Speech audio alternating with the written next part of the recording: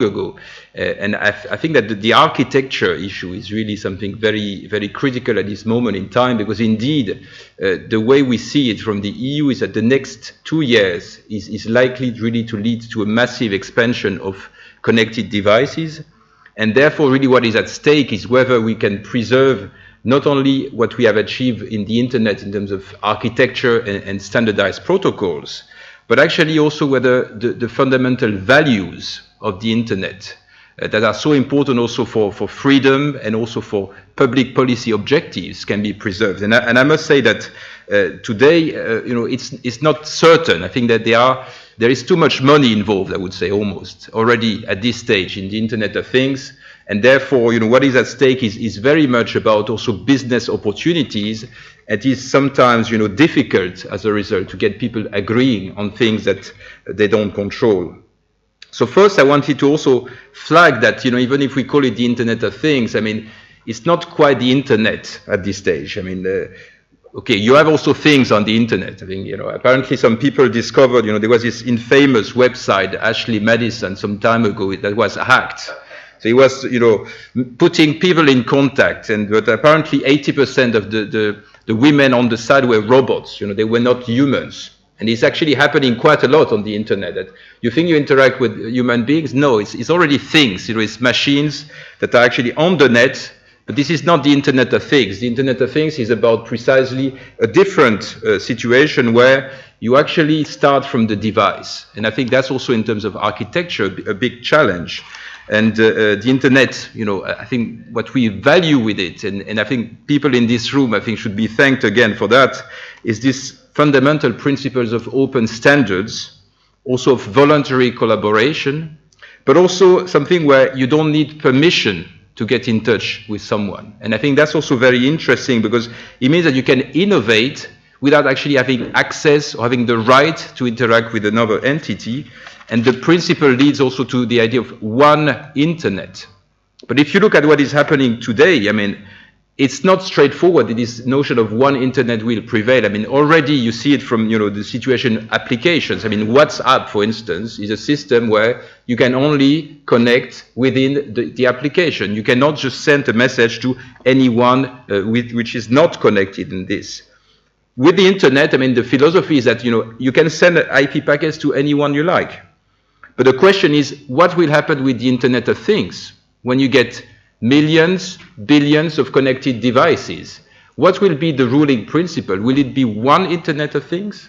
Or will it be a series of distinct, separate, and actually, controversial and fighting worlds? And that's where we are today. I think that when you look at the IoT architecture, and I think, that we started a few months ago an alliance also from the EU called the Alliance for IoT Innovation.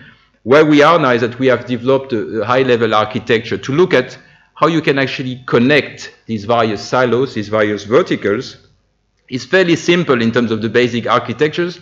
It starts with devices, indeed, and the idea is that you need a network. And there I think a lot was said about 5G, but 5G and all sorts of proprietary networks that would actually feed into 5G is the first answer to this, trying to make sure that at the network level, no matter what you use, be it Wi-Fi, be it 3G, 2G, or something else like Zigbee or Sigfox, that you can get into the network, whatever happens from your device. Then you need also, and that's where the critical issue is, the IoT middleware layer, and where you need to make sure that you identify the devices. Because it's not enough to have an address when you think about IoT. You need to know what kind of object you are talking about. What is the data? I mean, when you receive a message, okay, number 8, is it like what? The temperature? Is it the number of cars that are passing in the street? You need to configure it and be able to spell out what the device is telling you. And of course, you need also a third layer, which is about connecting all this to the internet or to the cloud so that you have applications on top of this architecture. But right now, I think the worry we have at the level of the European Commission is that for each of these levels, the temptation is to go proprietary or to go in a closed system. And actually, there are good reasons for that. So I think we should not completely be ideological about saying open is only the way forward, because at the end of the day, IoT is about applications. It's about doing things to some extent that are related to the devices. So you need to have a purpose for whatever you are doing with the architecture. And very often you may say, actually, a closed network is preferable because it's delivering what you want. You can be very specific and have a very good result in terms of efficiency. But there may be other reasons why you want to keep the system closed. It's also because when you collect data, this data may be valuable. And that's when you enter into these monetizing considerations where the business angle is also a problem potentially, because if you don't share the data, you're actually preventing a lot of potential innovation in the Internet of Things. And also there may be also reasons in terms of time criticality, security, privacy, whereby you prefer to keep the system closed. So what we see today is really the big risk that at the end of the day, the IoT is taking over the Internet, but not in a one Internet vision, but more in a system where you have a kind of a war of words, I would call it like this, where you have a kind of I system where you basically have one device that talks to other devices in the same ecosystem, and you actually have everything you need. You have your smartphone, you have your home, you have your iCar, you have everything in this environment, but everything is closed and it doesn't talk to other alternatives. And we see it really coming with IoT platforms at the moment that many of the large players are developing. And the risk is that at the end of the day, you are basically owned by this ecosystem around you, because precisely you get a lot of value from the vertical integration. You are secure because it's within a given system, but actually you're locked in. You cannot change provider anymore. And if you try to get away, you're going to lose a lot of the valuable initiatives.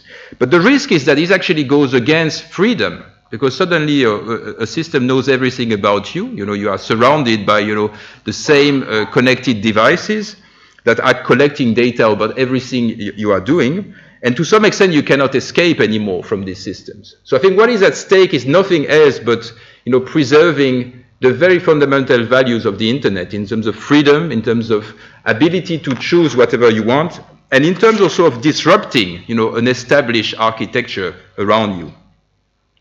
So given this, we want to try to have a system where you are not owned by the IoT, but where actually users are at the heart of this vision, and where also human values can be preserved, not only in terms of data privacy, but also in terms of what you can do with your systems. So just to close, I think I wanted to flag a little bit how we are trying to go about this, the level of the European Commission in my unit. So we are trying basically to have a series of complementary initiatives. First of all, I mentioned 5G. 5G is one of these connectivity pillars that we need to cherish, because otherwise the risk is that you will have, again, a mosaic of connectivity possibilities, some proprietary, some for massive communication, some for ultra reliable communication. But if you don't merge them together, you may have not one single network interface, but again very many systems where the only way to have them working together will be through this vertical integration again.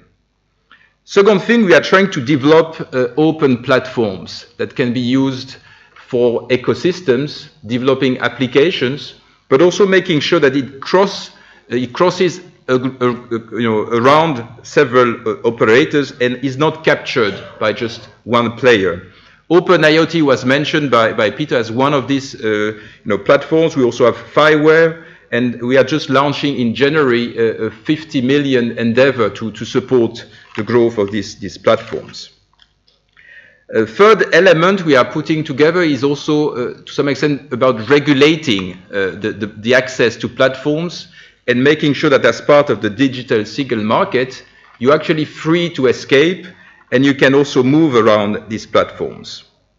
The last 2 points is also about making sure that we include people at risk, like elderly people who may not understand all the interfaces of the Internet of Things, for instance, and also people who are basically worried about this technology.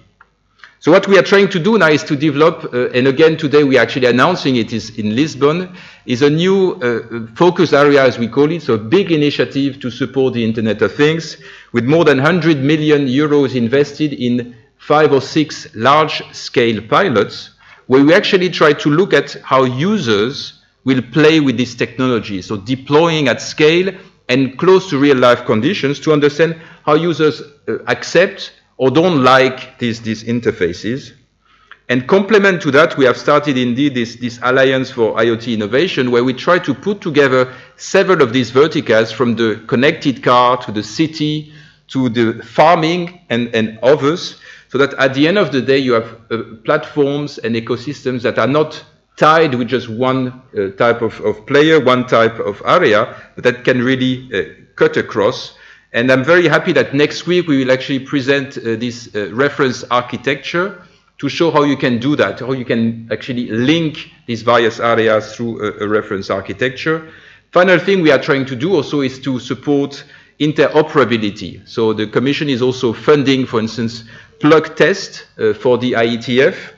And with the help of Etsy, we are trying to make sure that also there we develop interoperability. So to conclude, I think that it's a very exciting moment now to discuss about the Internet of Things, but it's also a very important moment to discuss about Internet of Things architecture and to learn also about the success of the Internet and try to make sure that even if we may not have just one Internet of Things, that we avoid being captured by some subsystem and some worlds, because at the end of the day, we have the possibility to make users at the center and to make also humanity somehow benefiting from these connected devices. Thank you.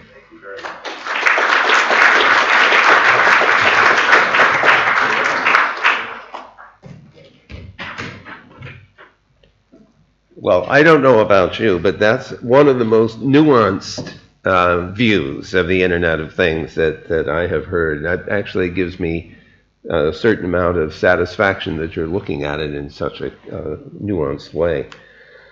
So our last panelist is Andy Reid from British Telecom. He's Chief of Network Services in the Architecture of Network Function, and Architecture, specifically looking at network function virtualization.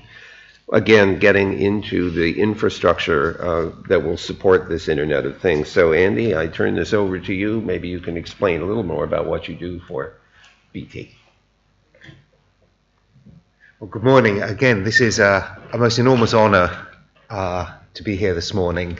Hopefully, what I'd like to do is just set out a number of, or 3 key themes which seem to me to at least play a very important role in the way Internet of Things, a future of communications develops. For me, I graduated as an engineer and joined BT as a raw graduate, and that was quite a few years ago. So I'm one of those BT lifers. There is a particular perspective that comes from being in a service provider. That is kind of not quite just technology, and it's not quite just commercial services. It's something in between the two. And I've certainly spent most of my career doing what is either architecture, business strategy, technology strategy, so understanding and taking the technology, not necessarily developing it ourselves, but taking it and applying it and making it useful and turning it into services.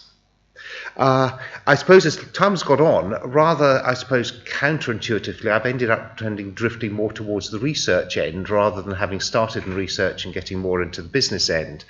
And so more recently, for example, I've got much more involved in a couple of the H2020 projects that have just been announced developing 5G, and those will form something of a backdrop to some of the points I'd like to make. So 3 themes, and what I'd like to do is maybe just take them, and there's 3 words that are bandied around a great deal, but it seems to me that there's a great deal more to them than is often used. The first one I've picked is virtualization. Now, there's an awful lot of virtualization going on a lot at the moment. It's talked a great deal right across the industry, where everybody, the word, the cloud, has been around for some time now. Virtualization is a sort of a big buzzword that appears in a lot of different places.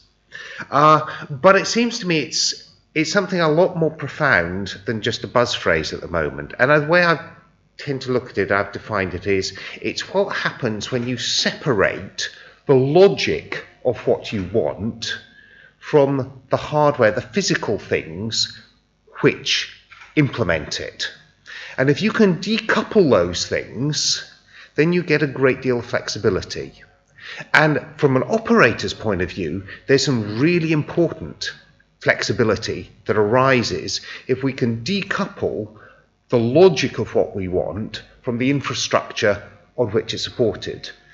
It takes a great deal of money and a great deal of time and a great deal of planning to put kit out in the ground, out across a diversity of locations. We've got something of around 5,500 local exchanges, something around 100,000 of those green cabinets. If we're going to deploy equipment out in that sort of location, and that's before we get on to mobile masts and so on, it takes a great deal of time to get kit out to those sites. And if those services and functionality are tied to that kit, the time it takes us to deploy a service is linked to that time scale. What virtualization gives us is that capability to decouple that, so we can put out hardware that can be upgraded as and when time allows, as technology allows, but the functionality and the services that we can deploy can now be decoupled. We can go and program that hardware as virtual functions to whatever the latest technology or latest service, whatever the latest idea is. That's how I see virtualization. But it comes now at all sorts of different layers. In telecoms, it seems to me that we've actually spent quite a bit of time doing virtualization without ever realizing that's what we do. So, for example, we for a very long time sold leased lines. A leased line is just a virtual function. It's a virtual wire. So instead of placing a physical wire in the ground, we sell a virtual wire. It's a virtual service. It looks as if it were your own wire, but it's actually supplied as a programmed entity across the network. Going back to telephony days many years ago, instead of having a corporate voice network where you've got your own short dialing codes, we could do that on our standard switches, a service called Centrex. So virtual, and that would be a virtual private network. If we look in internet, data networks, they're all over the place. All sorts of tunnel protocols are effectively just creating virtual functions. We've got all sorts of virtual network services using MPLS, virtual IP networks, virtual Ethernet networks, all sorts of ELAN, E-line services. They're all over the place. These are these are examples of virtualization. IT, we all think of it in terms of cloud and virtual machines, but again, virtualization exists in all sorts of different ways that's being exploited and giving the benefits of that decoupling between hardware and software. So Java is an obvious example. The Java virtual machine, its key thing was it gives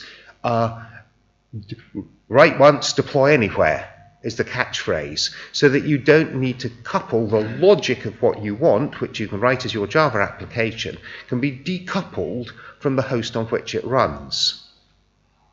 So we see this rising all over the place.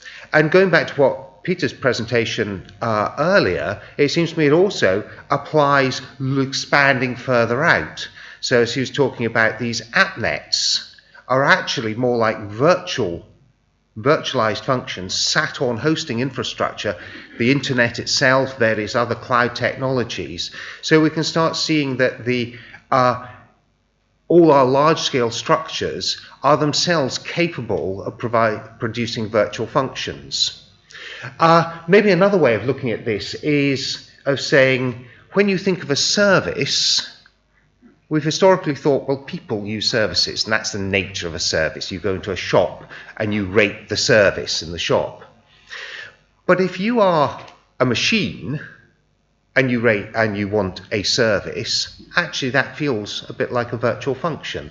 You're composing a distributed system. It wants a component that is going to be a service from somewhere else. So actually services and virtualization, when you start getting into Internet of Things, all feel like being the same thing. We can go the other way and say, well, FPGAs, at the moment, vendors tend to program them and they come as kit and that's that.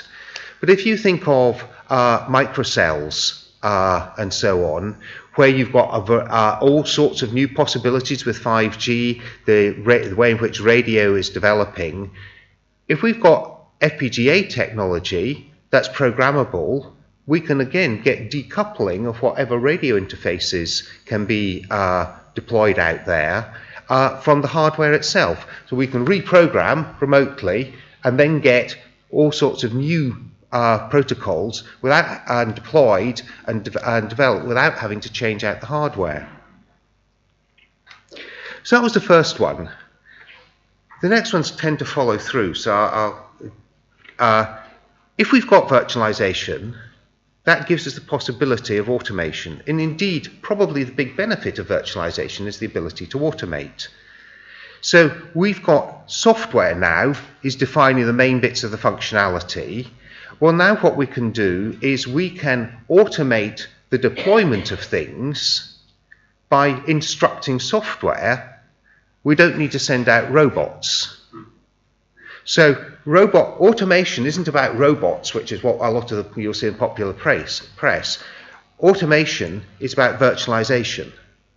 So in order to get automation of processes, what we want is large-scale virtualization.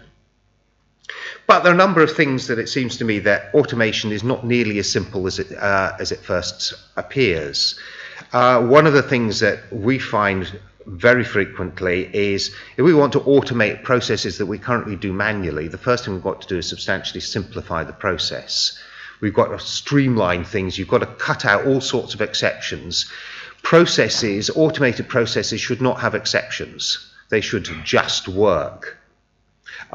You shouldn't need all sorts of recourse and rework. It should just simply work.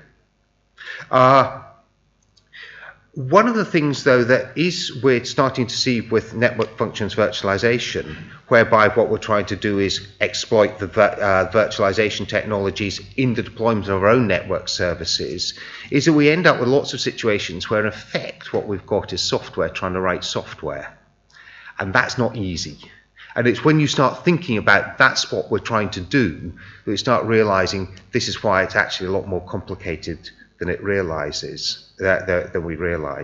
The other thing is that in order to do that, simplification, get software to write software, actually the key thing that we're finding and they're doing a lot of work on is we need to have really good abstractions of those functions. So virtualization, services and abstractions all start appearing to be the same thing. And finally, there's a new dimension in optimization. So when we're trying to optimize a process, an automated process, we tend to think of that as being a placement problem. So we're trying to place particular functions in space. But actually, we've now got another dimension as well, which is where do we place a particular function in configuration time? So just to take, is it an FPGA? Is it in low-level code? Is it in a virtual machine? Is it in a container? Is it runtime script or whatever? What level do you place your function in configuration time?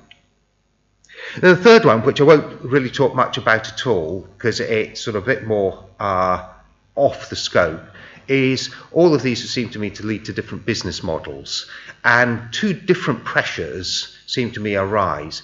Firstly, virtualization creates services, so it creates a lot more opportunity for all sorts of different new business models.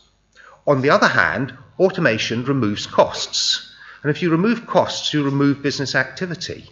And that's likely to push disintermediation and reductions of production chains. So you've got one process creating new business opportunity and another one collapsing them. So how new business models and production chains emerge seems to me a very open area, one that would be very hard at this stage to speculate on. Thank you. Thank you. Could I ask the other panelists to please join me on the stage?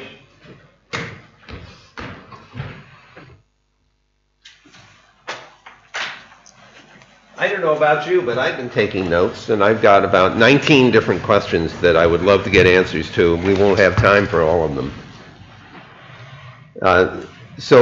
First of all, let me ask you whether any of you have a burning need to ask one of your fellow panelists a question or to raise an issue. Did anyone say anything that caused you to levitate out of your seat? If not, and I will ask a few questions. You prefer that, okay? Well, we can do that. First one has to do with the last point that Andy was making about configuration. My big nightmare is the one where I have 100 devices which I have accumulated over time, and I am moving into a house that has another 100 such devices. And it's now time to somehow find a way to get all those things to work together. And the last thing I want to do is spend the entire day typing IPv6 addresses into my laptop to try to configure these things. So it seems to me that there's a scaling issue, not because there are 50 trillion devices or something. It's the 100 or 200 devices that I have to deal with as an individual that I worry about. So let me ask whether any of you have any reaction on the scaling and configuration side as seen from a user's point of view.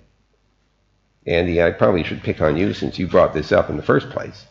Okay, this is one that I'm going to be very interested to follow the discussion on identifiers, because it seems to me that as we're talking about layers of virtualization, implicit in that is layers of identifiers.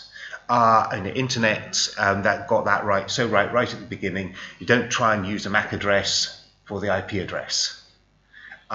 So when you create a new layer above, you create a new addressing scheme or a new form of identifiers. And in that case, we have identifiers that we as a person have.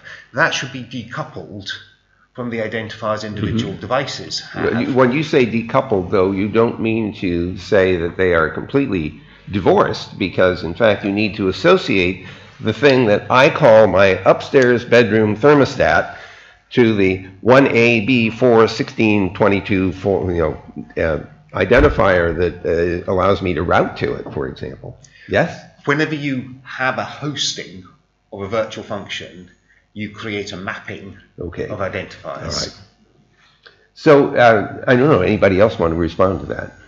Well, I call it the mother problem. We usually make a product so that when you launch it, your mother needs to be able to use it. And it's getting increasingly difficult. But as you've described, 100 devices, I have no idea as of yet how to get my mother to connect all the thermostats together. It's almost like you have to become an IT manager of your own home, and it's easy for my generation. But that's asking a lot of ordinary mortals to do this. Mortals, I was still keeping it secure. We mentioned it has to be, the devices have to be yours, identified. You don't want your neighbor's devices, for example, on your network. And the more secure, the harder it is to configure as a rule. And in order to keep it secure, while my mom can configure, I haven't yet been able to solve that. I would add to this that, today you don't fix your plumbing yourself. Most of us, I guess. So probably that's also, job opportunities that, in the future, yes. You would have IoT doctors that, fix your home, fix your connectivity, and that's maybe the first stage, but then we will automate this. And I guess, also, even without artificial intelligence, I mean, you can already in a network organize that, the connected devices themselves recognize who is around, and with some, programming, they can basically organize themselves without you even touching it. This would need So- some interoperability, and the Internet of Things is famously not very interoperable. I'm really nervous about this because I don't know how many of you have acquired a new mobile phone recently, but it comes with a 50-page instructions manual. It used to be we'll get to Q&A in a minute, so keep that question up here, or written down, or on your mobile, or whatever you're going to do to remember it. So I worry about the fact that we are making things a lot more complicated. Because they do more things, and we could argue, well, isn't it wonderful we can configure them to do all this and tell them these devices to automatically perform one function or another. I mean, I have, my colleagues are going to hate me for this, I have some Nest devices at home, they're thermostats, and they have machine learning algorithms in them, and my view is that they learn the wrong things. They think that we're not home because they're located in rooms that we don't go into very much. And so they've been very good about going into energy saving mode because nobody's home, except we are home. There just aren't any sensors around to tell them we're not in that room, we're in a different room. I'm sorry, obviously we have to fix things like that. Let me shift gears a bit and ask a different question. These devices are appliances, in effect, and they vary dramatically from being little sensors and light bulbs that are controllable to heating and ventilation and air conditioning. Some of these things are going to have a long life in, you don't buy them very frequently. That means that the software and the hardware associated with these devices may last for decades before we are compelled to replace them, unless, of course, the manufacturers tell us we're not supporting the thing you bought 3 years ago and you have to go buy a new one. How do you see this diversity of longevity on the one hand for some things and rapid changeover on the other? How are we going to manage that diversity? Well, I think one thing I can comment is from the wireless network infrastructure perspective. A lot of things is for example, you may buy something that supports GSM, and in the 5G time, you still want to use that. So how do you really use that? How do you really able to support it from protocol perspective? Then today, I think a lot of the wireless equipment that we have, will have multiple modes. So really kind of one of the multi-mode type of support will be very flexible. And some of the devices in moving to the future, even if you want to use some device now as a relay to early devices, you can use mechanisms such called a dual connectivity. That's really you can really have two different types of air interface, connect them all together, that comes back. So it really depends on, in the actual product, how backward compatible, how you really design backward compatibility into there from day one, which we realize in some cases in the past can be difficult. But in moving forward, we believe that some level of multi-mode and the compatibility is something that's important. So that sort of suggests that software-defined radios may turn out to be really important because we can dynamically change the way they use the spectrum. Correct. Now, I'm conscious of the fact that we're going to try to finish by 10:45 and have a break. So if you'll forgive me, I'm going to open the floor up now to questions from the audience. Gentlemen, you had your hand up first. Do we have roving microphones, or are we just screaming at the top of our lungs? I guess we're screaming at the top of our lungs. Hello? Oh, there's a microphone. Okay. Can you introduce yourself, by the way, so people know who is asking the question? How many engineers does it take to turn on a microphone?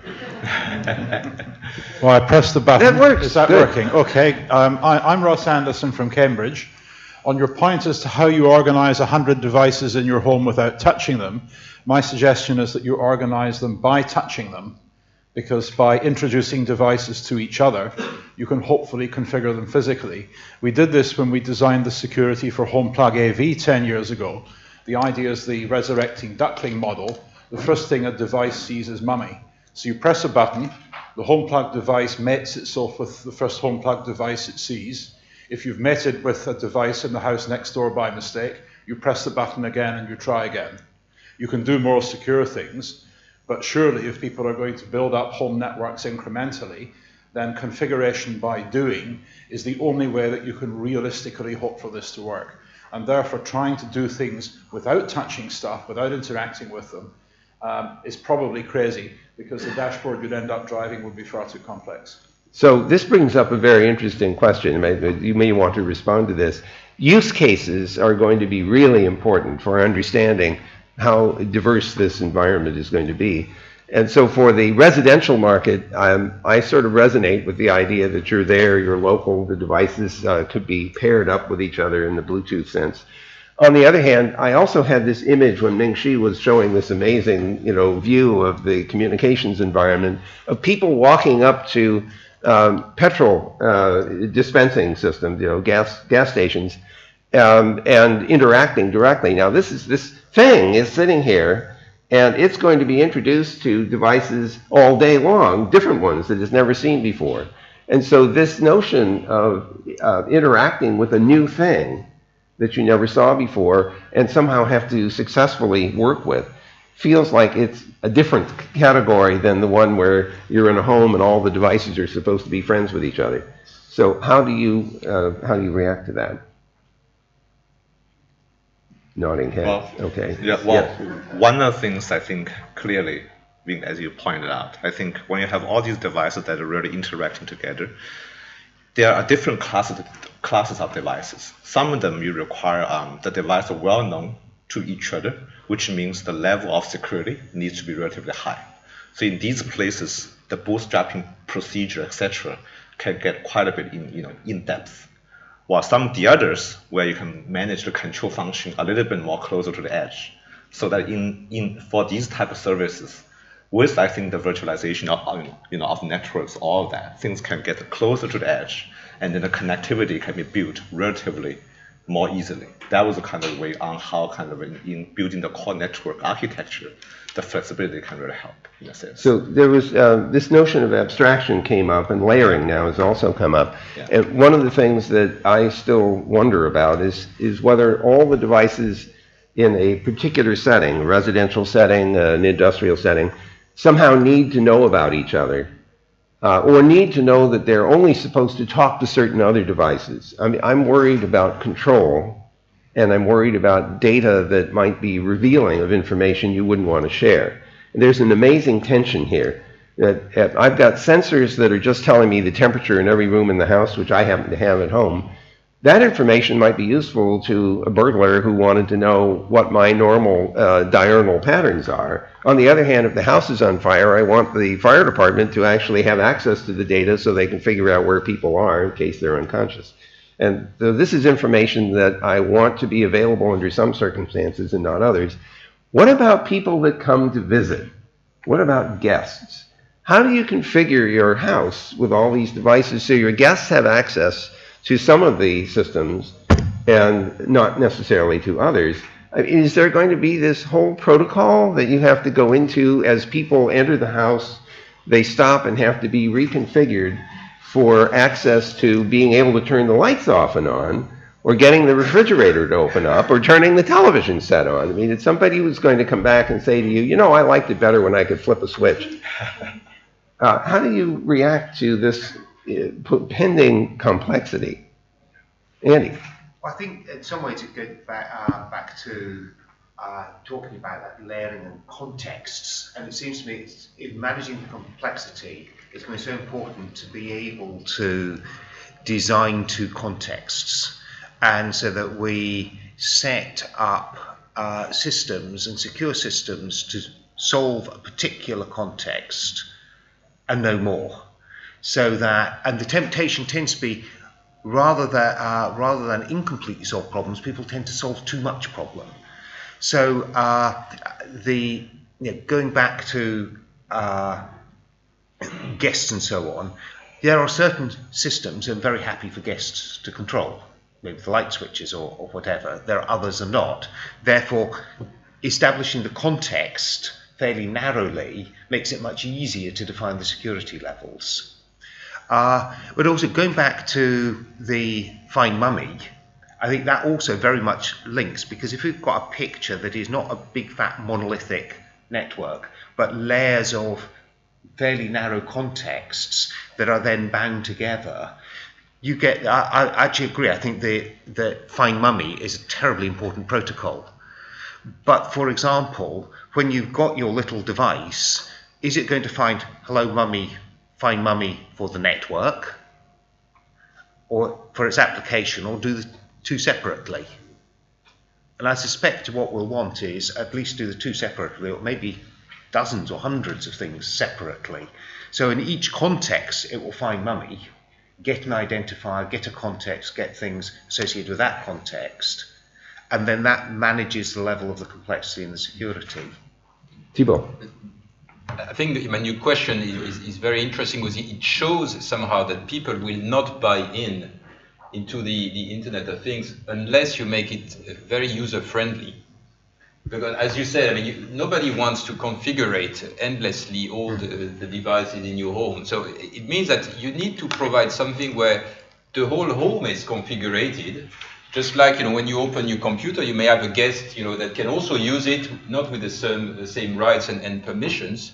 And about, discovering new devices. I mean, we do that all the time with credit cards, for instance, which is a kind of a very simple interface system, but there is no reason why, one of your devices, your mobile phone or something else, would not be this kind of way to interact with, organized systems, be it in your car or in your home or in your city somehow. So I think that this is the kind of things we need to get out through virtualization and programming, whereby you have environment where things are really interoperable, but where they can be configured and programmed for your benefit.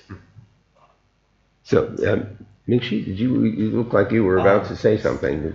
I just want to say something that's very quick. I think on that matter, I feel that some level of standardization is also very important to really identify some of the basic categories and the classifications. So one thing I can leverage from the traditional cellular space is that we also had a lot of problem when we introduced small cell into network on how you can configure these, because there can be different power classes, different types, how the self-organization song can all work together. So finally, I think the small cell forum now is looking to a solution to standardize the different type of songs altogether. I think we have a very weird situation here, because at the ground level, we want all the devices to be able to communicate with each other is sort of the base level capability. And then we want to confine their communications only to a set of devices that we approve of, or control systems or other parties that we approve of and can issue authority to talk to and remove it again. I don't want my guests to show up. I give them access to my home. When they leave, I don't want them to have access to the home anymore. Peter, you have the microphone. In fact, I have a question on just those lines.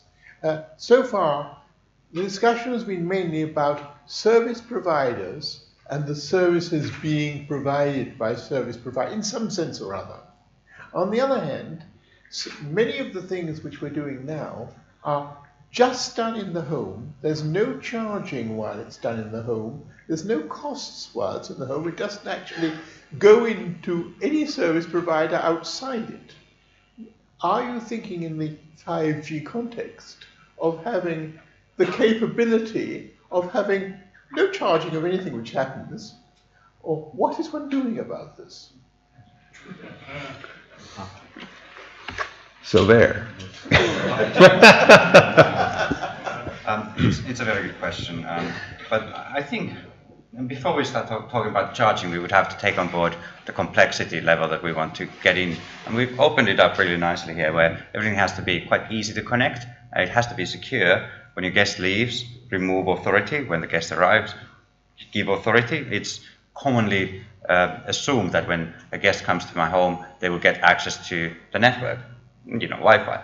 And then I have taken away the light automation, for example. It was this one day when the remote control wasn't available and someone wanted to turn the lights on, and that was the end of that era, I'd say. But the costs associated to providing a service, I think home automation is something that service providers are yet to fully tap. I think the challenge is if you build a 5G network, for example, and there's 100 devices that all move just a few bytes of data per day, for example.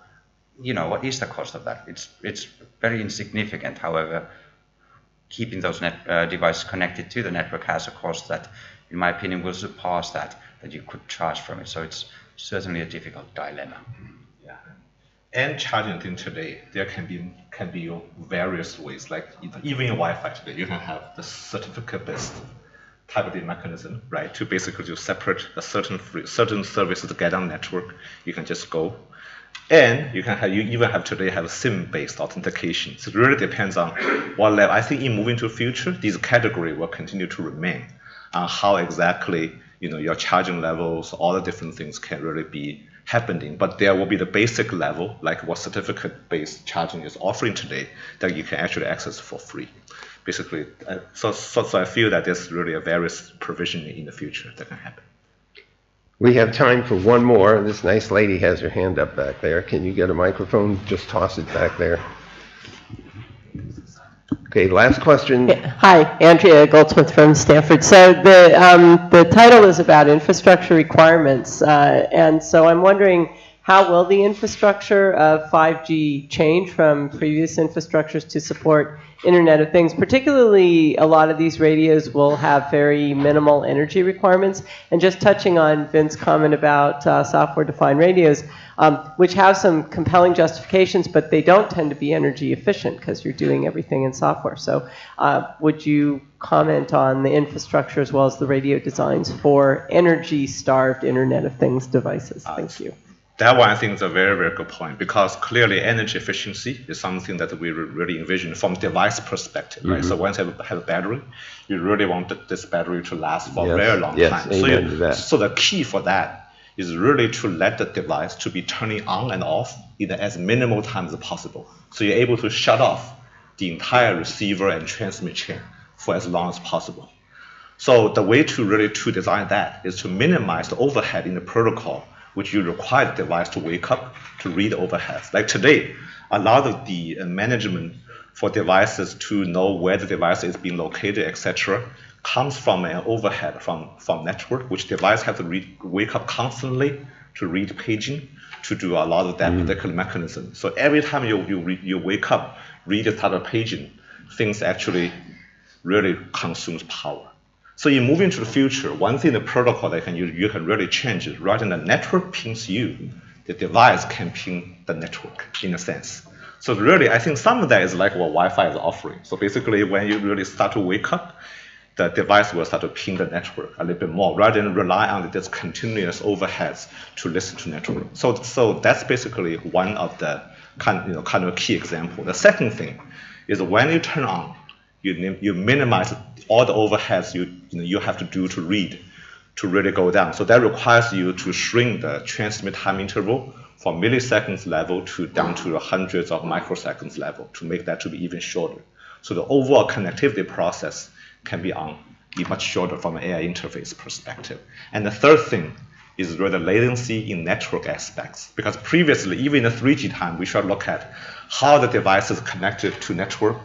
The power consumption can be minimized. We find a lot of delay actually comes from the back end, that the device is turned on, but because the connectivity is really slow from that particular sense, so basically it takes a long time for the device to maintain to be on. So in that sense, I think by moving the processing closer to the edge can potentially reduce the delay and latency from that perspective. So these are three things I think. So Andy, this is the last comment, I think, because we're already over time. Go ahead. Just very quickly, insofar as there is a trade-off, and there are technical ways of avoiding the trade-off, but insofar as there's a trade-off between the flexibility and things like power consumption, well, then that's going to be the trade-off. So if the ASIC gives you the power efficiency, but then the price that's now fixed. There's no flexibility, and you've got to pay the price for making the ASIC, and the device will remain with that functionality forever and a day.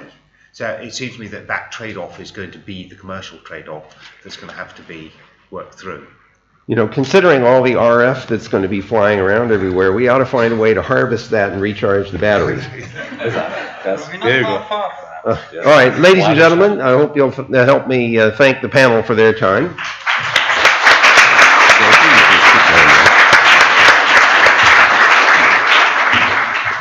We plan to reconvene at 11:15. Is there any other announcement we need to make? Poster session is out here. Oh, the poster session is right. Oh, so the Young Scholars poster session is also in the back there, so you might want to take advantage of that.